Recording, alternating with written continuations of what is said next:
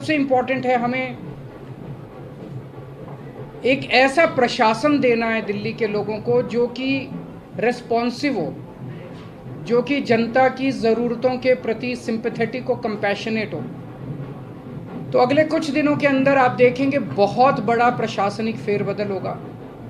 कई सारे ऑफिसर्स को, कर्मचारियों को ट्रांसफ़र किया जाएगा इस आधार पे कि उन्होंने अभी तक कैसा काम किया। कुछ ऐसे ऑफिसर्स हैं, कुछ ऐसे कर्मचारी हैं जिन्होंने पिछले कुछ महीनों में, 1-1.5 साल में दिल्ली की जनता के काम रोके।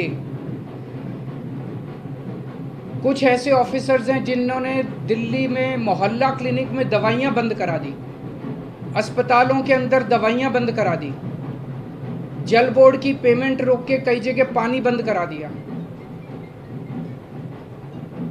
ऐसे कर्मचारियों को, ऑफिसर्स को चिन्हित करके उनको अपने कर्मों का फल तो भुगतना पड़ेगा।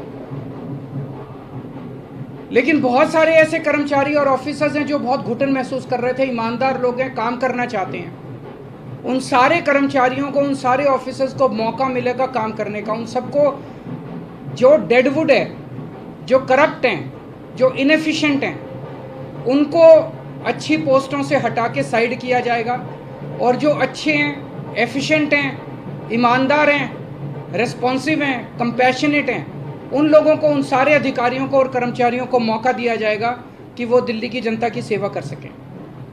सारे प्रशासनिक सिस्टम को भी दुरुस्त किया जाएगा। ये सारा सिस्टम भी सड़ा गला सिस्टम है। ऐसा सिस्टम बनाया जाएगा जो जनता के प्रति जवाबदेह हो और जनता के लिए रिस्पॉन्सिव हो, जनता की ज़रूरतों के प्रति रिस्पॉन्सिव हो।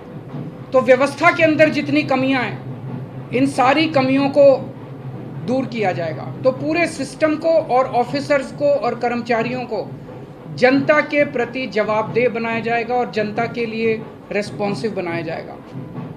एक लीन एंड थिन गवर्नमेंट तैयार की जाएगी। Lean, thin, responsive, compassionate and accountable government. ये हम चाहते हैं।